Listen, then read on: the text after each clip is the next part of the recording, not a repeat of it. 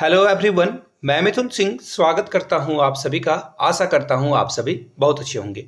GSSC सहायक आचार्य 26,001 भर्ती को लेकर ये एग्जाम कब होगा, आपका सबसे बड़ा हॉट टॉपिक बना हुआ है कि एग्जामिनेशन कब इसका कंडक्ट कराया जाएगा या फिर ये एग्जाम जो है आगे अभी बढ़ता रहेगा। तो देखिए, इस वीडियो में मैं आपको डिटेल से सब कुछ बताऊंगा। सबसे पहले आप लोगों को मैं बताना चाहूंगा कि 21/2/2024 यानी कि 21 फरवरी को क्या नया नोटिफिकेशन आया और इस नोटिफिकेशन का इस एग्जामिनेशन पे क्या असर पड़ेगा। मैंने कल या परसों एक वीडियो बनाई थी जिसमें मैंने बताया था कि एग्जामिनेशन अभी नहीं हो रहा है, और उसी बात को, तथ्यों को देखते हुए जो है आप समझ पाओगे कि ऐसी बातें मैं क्यों कर रहा हूं।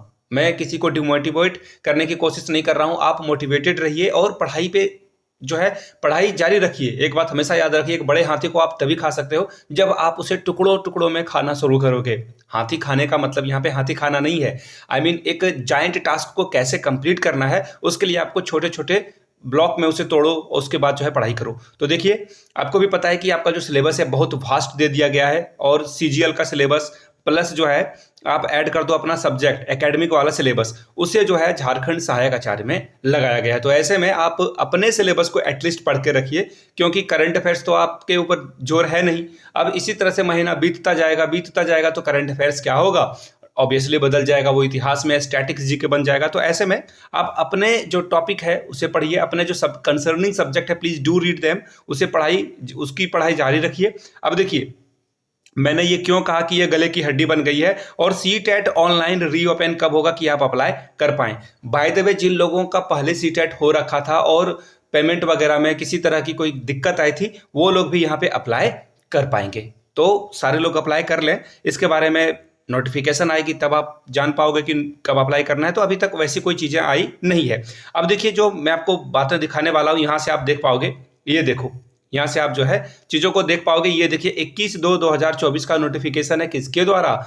झारखंड स्टाफ सिलेक्शन कमीशन के द्वारा। इन्होंने क्या बातें बताई है वो देख लो आप, कि जो नई डेट है ना टेंडर EOI यानी कि एग्जामिनेशन कंडक्ट कराने वाले को जो है टेंडर देने वाले हैं, कॉन्ट्रैक्ट साइन होगा और फिर एग्जाम होगा। तो ऐसे में नए डेट को लेकर अनाउंसमेंट की जाएगी, और जो पुराना फर्दर प्रोसेस था दैट इज डिक्लाइन, उसे बंद कर दिया गया है। तो ऐसे में फिर से एक डेट निकलेगा। सबसे पहले आप देखो प्रोसेस को, एक डेट निकलेगा, एंड इसके बाद जो है डेट निकलने के बाद जो है फिर से लोग जो है यहाँ पे बिडिंग करेंगे, और इस बिडिंग के बाद जो है सरकार कदम लेगी, फिर साइन होगा कॉन्ट्रैक्ट। तो अभी 3 से 4 प्रोसेस है इसमें, जिसे इन प्रक्रियाओं से होकर इसे गुजरना होगा, एंड देन जो है चीजें आपके सामने आएगी। अब कुछ लोग नीचे कमेंट करके ये भी बोल रहे थे, ऑनलाइन आवेदन कैसे हो रहा है जब ये कॉन्ट्रैक्ट किसी को नहीं दिया गया है। आवेदन लेना अलग बात है, एग्जामिनेशन कंडक्ट कराना अलग बात है। तो दोनों चीज़ों को मिक्स मत करो। आप समझ रहे हो, दाएं जाना बाएं जाना एक तरफ नहीं होता है। राइट साइड जा रहे हो तो आप दूसरे डायरेक्शन में जाओगे,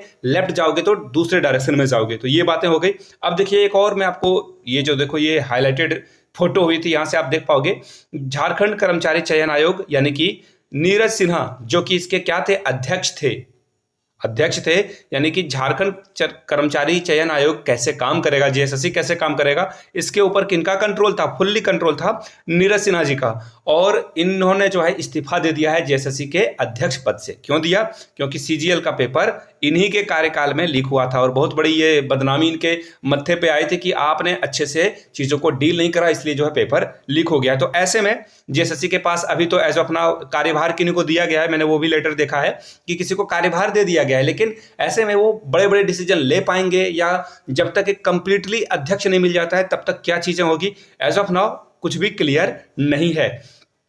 सबसे पहले मैंने आपको 4 प्रोसेस बताया कि कैसे जो है नए चयन जो नए एजेंसी है उसको एग्जाम का ठेका दिया जाएगा, भार दिया जाएगा। उसके बाद ऑनलाइन आपका स्टार्ट होगा, एंड ये ऑनलाइन होने के बाद जो है ये फिर से नंबर्स को देखो, नंबर्स बहुत इंपॉर्टेंट है, यानी कि कितने कैंडिडेट एग्जामिनेशन में पार्टिसिपेट करने वाले हैं, इन बातों पे बहुत असर पड़ने वाला है। इसके बाद जो है एक नंबर आएगा इनके पास, and then after they will publish the examination date. तो इस प्रोसेस में मुझे तो लग रहा है कि ये एग्जामिनेशन अभी होने से रहा, और मेरी बातों को हर बार ये पुख्ता साबित करते हैं इन डॉक्यूमेंटेशन के साथ। मैं जब आता हूं तो मुझे लगता है कि सचमुच में अभी एग्जाम नहीं हो रहा है। फिलहाल तो पूरा फरवरी बीत गया, जनवरी बीत गया, और ऐसे में आप जो है अपने कंसर्निंग सब्जेक्ट को, जो भी आपका ग्रेजुएशन में सब्जेक्ट रहा है, साथ में जो सब्सिडरी सब्जेक्ट था, जैसे कि अगर सपोज कर लो मेरा मैथमेटिक्स था, सपोज क्या करो मेरा मैथमेटिक्स ही था, तो मुझे फिजिक्स और केमिस्ट्री को अच्छे से डील करना होगा विथ मैथमेटिक्स एज वेल। तो वहाँ से आपको अपने कंसर्निंग सब्जेक्ट पे कमांड करने की ज़रूरत है। And after that